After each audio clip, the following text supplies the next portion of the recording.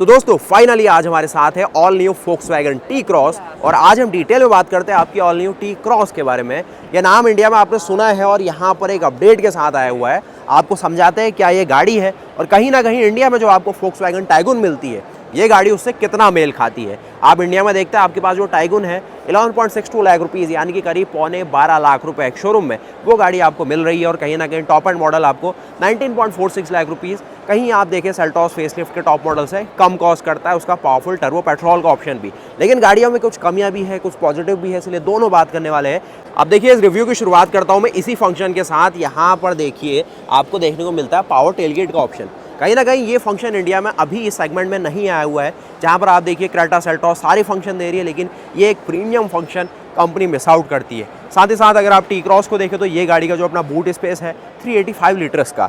अब आप कहेंगे ये तो कहीं सुना सुना लग रहा है। इस गाड़ी की अगर आप लंबाई देखेंगे तो ये है 4221 mm की। अब आप कहेंगे ये भी कहीं ना कहीं सुनी सुनी लग रही है। गाड़ी का अपना ग्राउंड क्लियरेंस और जो अपना व्हील बेस है सारा कुछ मिला जुला सेम टू सेम है आपकी Volkswagen Tiguan को लेके। अब आप कहेंगे अगर Tiguan में भी यही है और T-Cross में भी यही है तो ये दोनों गाड़ियाँ अलग कैसे हुई। लेकिन जो मेन डिफरेंस है दोनों गाड़ियों में, अब होने को Volkswagen को आप जानते हैं कि अपनी गाड़ियों में बहुत ही शानदार प्लेटफॉर्म का इस्तेमाल करता है। तो यहाँ पर ये जो प्लेटफॉर्म है ये एक ऑथेंटिक Volkswagen प्लेटफॉर्म कहूँगा, जो कि एक तरीके से गाड़ी जो जर्मनी से इंपोर्ट होके आई है वो भी मेन चीज़ आप नोटिस करिएगा। अब दो जगह गाड़ी बनाई जाती है। T-Cross या तो चाइना में बिकती बहुत ज़्यादा, तो एक तरीके से मैं कहूँगा एक जर्मन ब्रांड है वो नोटिस करिएगा। बस ये है कि थोड़ा सा आपको ईजी रहे ग्लोबली बेच पाना, इसलिए वो या तो इसको चाइना बनाते हैं या वो बनाते हैं अपनी AG फैक्ट्री में यानी कि जर्मनी के अंदर। तो एक ऐसी ब्रांड में कहूँ जहाँ पर दो प्लेटफॉर्म एक ही शेप साइज़ के निकल रहे हैं, जिसको इंडिया के लिए कहा जाता है MQB A0iN, जो कि थोड़ा सा कॉस्ट इफेक्टिव और कहीं ना कहीं आपने स्कोडा की गाड़ियों में देख लिया है जो कि स्लाविया है, कुशैक है। उसके अलावा Volkswagen ने भी ऑलरेडी अपनी बहुत सारी गाड़ियों में यूज़ कर लिया, जहाँ पर Tiguan है या फिर जो आपकी वर्टूस है। तो ये जो गाड़ी है मैं कहना चाहूँगा जो एक ऑथेंटिक Volkswagen MQB प्लेटफॉर्म है उसके ऊपर बनी हुई है, जो कि इस तरीके के फ्रंट लेआउट से आती है। कहीं ना कहीं अगर मैं पीछे का लुक अगर आपको पहले नहीं दिखाता, जहाँ पर आपको T-Cross की बैजिंग मिलती है, तो आप बिल्कुल कंफ्यूज हो सकते थे कि ये गाड़ी आपकी Tiguan है, क्योंकि फ्रंट से तो गाड़ी बिल्कुल वही दिख रही है ना। उसके साथ ही ना इस गाड़ी की प्राइसिंग भी आपको बता के जाऊँगा। इंडिया में जो मिलती है उसकी बता दी मैंने आपको, पौने 12 लाख रुपए एक शोरूम के आसपास है। कहीं ना कहीं 19.5 लाख रुपए टॉप मॉडल में एक शोरूम प्राइस रखी गई है। अच्छी वैल्यू है। कहीं ना कहीं अब तो मैनुअल के भी ऑप्शन दिए गए 1.5 TSI के साथ, तो जिनको थोड़ा फन टू नेचर गाड़ी चाहिए और अच्छे ऑप्शन खुल रहे हैं। साथ ही यहाँ पर आपको ऑल प्रोजेक्टर सेटअप में हेडलैम्प्स दिए गए, कुछ यहाँ पर आपको टर्न इंडिकेटर और फ्रंट में नीचे फॉग लैम्प भी है। यानी गाड़ी दिखने में हैचबैक थोड़ा क्रॉसओवर अपील के साथ है। उसके अलावा चलने में बिल्कुल एक करैक्टर है गाड़ी के अंदर और कहीं ना कहीं एक प्रीमियम क्वालिटी जो फील होती है इंडिया में है। हाँ ये है कि इंडिया में जो एक थोड़ा सा ना अपना जो Volkswagen का भारीपन था हम इंडिया से मिस कर रहे हैं। जो रूफ लाइनर है हल्का सा फ्लिमजी है, वो सब चीज़ें हैं, वो चीज़ें पकड़ते हैं इसमें। क्या वही चीज़ T-Cross के साथ भी है? बाकी देखिए यहाँ से साइड से तो, और ये क्लैडिंग का पार्ट आप देखेंगे, कुछ यहाँ पर देखेंगे क्रोम का भरपूर मात्रा में इस्तेमाल किया गया। टायर का साइज़ देखेंगे तो Seat कंपनी का टायर है, तो भैया ये मत समझना कि इंडिया से उठा के यहाँ रखी गई है। और 205/55 रेडियल 17 का टायर देखेंगे। साथ ही साथ लगनट में देखेंगे तो यहाँ पर लगनट के तौर पर एलन स्क्रूज का यूज़ किया गया है, जो कि ट्रॉक्स टाइप है और एक प्रीमियम क्वालिटी जहाँ देनी होती Volkswagen को सीधे सीधे ये स्क्रूज आपको ऑफर करती है। 17 इंच का एक तरीके से अलॉय यहाँ ऑफर किया गया है। क्लैडिंग का पार्ट आप देखेंगे, बॉडी कट्स और क्रीजेस से भरी गई है आपकी T-Cross की। अब अभी मैं थोड़ा इंडिया से बाहर हूँ तो Tiguan का डिज़ाइन एग्जैक्टली कैसा है थोड़ा मिस कर रहा हूँ, तो यहाँ पर फिर भी अगर कोई पैनल में चेंजेस है तो ज़रूर कमेंट करके बताइए और टाइमलाइन के साथ बताना यहाँ पर चेंजेस है। उसके अलावा यहाँ पर देखेंगे एक सनरूफ, जो कि ज़्यादा कोई पैनोरामिक फंक्शन तो नहीं लेकिन फिर भी प्रॉपर। उसके साथ ही यहाँ पर आपको फ्यूल टैंक बेसिक फंक्शन के साथ, गाड़ी में डीजल का ऑप्शन भी है कुछ मार्केट में, तो यहाँ पर उसके लिए डेफ को फिल करने के लिए एक लिड दी जाती है। और यहाँ पर आपको 1.0 TSI के दर्शन आज मैं करा रहा हूँ, जो कि 115 हॉर्स पावर और आपको 178 Nm का टॉर्क, 6 स्पीड के मैनुअल और 6 स्पीड के टॉर्क कन्वर्टर का ऑप्शन देता है। बाकी गाड़ी का पीछे डिपार्चर एंगल और ये चीज़ें देखेंगे तो गाड़ी केवल फ्रंट व्हील ड्राइव है, कहीं ना कहीं 4x4 आना चाहिए था इस गाड़ी में। उसके अलावा TSI की बैजिंग और साथ ही पावर टेलगेट को तो जितने बार एक्सपेरिमेंट करोगे अच्छा ही लगने वाला है आपको, जिसको एक तरीके से आपकी फॉब की मदद से ही ये सारे फंक्शन इसे ले पा रहे हैं। तो इंडिया में कहीं ना कहीं होनी चाहिए चीज़ें भी, और लॉन्ग प्रेस करना है थोड़ा सा, और थोड़ा सा डिले है इसमें हल्का सा, 2-3 सेकंड ये ले रहा है। बाकी काम बढ़िया तरीके से कर रहा है और अंदर का बूट स्पेस 385 लीटर का है। अच्छी तरीके से 40-60 का ऑप्शन सीटों में दिख रहा है। तो इसको सिंपली यहाँ से बंद करते हैं, लॉन्ग प्रेस करना है इसको, तो ये यहाँ से इंडिकेशन देते हुए बंद भी हो जा रहा है। अब चलते हैं गाड़ी के सीधे अंदर और क्या फंक्शन फीचर है वो आपको एक बार दिखा देते हैं। बाकी एक और मिस आउट नोटिस करिए, पीछे आपको ड्रम ब्रेक दिए गए, लेकिन काफ़ी शानदार ना कास्ट आयरन के यहाँ पे ड्रम का यूज़ किया गया जो कि काफ़ी हैवी लग रहा है, तो वो एक चीज़ भाई अलग सी है। उसके अलावा क्लैडिंग का पार्ट, सस्पेंशन ट्रैवल 17 इंच के अलॉय के साथ ऐसा दिखेगा। अंदर देखते हैं क्या कुछ है। फोक्सवैगन की ब्रांडिंग यहाँ पर है, शायद इंडिया में भी एज सिमिलर ही है। बाकी आप देखिए, अगर आप बहुत ही ज़्यादा एक डिज़ाइन को पकड़ने वाले बंदे हैं तो आप समझ जाएंगे क्या कुछ डिफरेंसेस आपने टी क्रॉस और टाइगुन में पकड़ पाएंगे। तो ये देखिए गाड़ी के इंटीरियर्स को कहीं ना कहीं कुछ एक मैट फिनिश, एक तरीके से थोड़ी सी अलग अलग फिनिशेस का इस्तेमाल किया गया है। ग्लॉसी फिनिश भी है, थोड़ा सा टेक्सचर भी यहाँ पर डाला गया है। उसके अलावा सीटें एज इट इज़ जो इंडिया में मिलती है आपके टाइगुन में वही है। कुछ गियर लीवर आप देखेंगे, स्क्रीन का सेटअप आप देखेंगे, 9 इंच की स्क्रीन आप यहाँ पर नोटिस करेंगे जिसमें कुछ ऐसे फंक्शन है। उसके अलावा यहाँ पर आप देखेंगे जो सारा स्टीयरिंग का डिज़ाइन है किस प्रकार है, और कहीं ना कहीं जो बाकी कंपनियां यहाँ पर एडैस जैसे फंक्शन जो इंडिया में देने लग गई है, सेल्टॉस में भी ये कंपनी अभी भी मिस कर रही है। बात हो रही है फोक्सवैगन की, और यहाँ पर ये देखेंगे हार्ड टच है, ये सॉफ्ट टच है। बाकी पैनल की क्वालिटी और वो चीज़ें ना मुझे सॉलिड लग रही है यार, मानना पड़ेगा। उसके अलावा यहाँ पर देखेंगे फोक्सवैगन एजी जर्मनी की बैजिंग मिलेगी आपको, तो भैया मेड इन जर्मनी भी हो सकती है और चाइना भी हो सकती है, तो एक कुछ श्योरिटी नहीं है। उसके अलावा लाइट्स के ट्रेडिशनल कंट्रोल यहाँ पर वॉशर वाइपर के लिए और वहाँ पर हेडलैम्प्स के लिए। बाकी ये देख लो गाड़ी को, और चढ़ने उतरने के लिए वही ये क्रॉसओवर वाला अपील है, कोई वैसा फील नहीं करोगे आपकी आर्टिफिशियली ऊंची बनाई गई है गाड़ी। बाकी अंदर आते हैं तो इस प्रकार आपको वेलकम स्क्रीन यहाँ पर एक कॉकपिट डिज़ाइन में दी गई है जो कि इस तरीके का पूरा लेआउट देती है। साथ ही जो आगे का बॉनेट है अच्छी तरीके से विजिबल है। IRVM आपको बढ़िया सी एक बेजल लेस डिस्प्ले देता है, और साथ ही साथ एक अच्छी सी काम चलाऊ सनरूफ यहाँ पर फोक्सवैगन आपको देती है। कुछ यहाँ पर देखेंगे चीज़ें आपको नॉर्मल विदाउट लाइट मिलेगी मिरर में, तो यहाँ पर कुछ भी नहीं है, सिर्फ टिकट होल्डर के लिए एक रिबन दिया गया है। बाकी ऑल एंड ऑल देखा जाए तो यही है भैया गाड़ी, जो कि एक कॉस्टिंग और कि यहाँ पर कोई सॉफ्ट रिलीज़ नहीं है, साथ ही साथ कोई लाइट का ऑप्शन नहीं, लेकिन यहाँ पर कूलिंग का ऑप्शन दिया गया जो कि इस प्रकार आप देखेंगे। बाकी ये फिनिश आप देख सकते हैं क्या कुछ यहाँ ऑफर की गई है जो कि ऐसी दिखाई दे रही है। गाड़ी में टोटल आपको 6 एयरबैग्स है, कोई electric parking brake, auto hold नहीं है, और ये देख रहे हैं जो इंडिया में थोड़ी सी फ्लिमजी लगती है तो भैया यहाँ भी वही बरकरार है। तो ये जो चीज़ है ना, मतलब ये टी क्रॉस के साथ भी है, तो इसको फ्लिमजी कहना तो गलत ही होगा।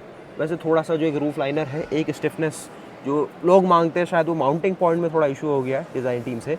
बाकी उसके अलावा ये चीज़ है यहाँ पर भी कि यहाँ पर थोड़ा फ्लिमजी, जो आप नेट पैकिंग करेंगे उनके लिए स्पेशली ये चीज़ बता रहा हूँ, क्योंकि अगर मैं नहीं बताऊँ आपके भाई क्यों नहीं बताया जा रहा है, तो ये देख लीजिए लाइट के सारे ऑप्शन है। उसके अलावा डोर को देखे, डोर की थर्ड एज इट इज़ जो सिमिलर इंडिया में मिलती है।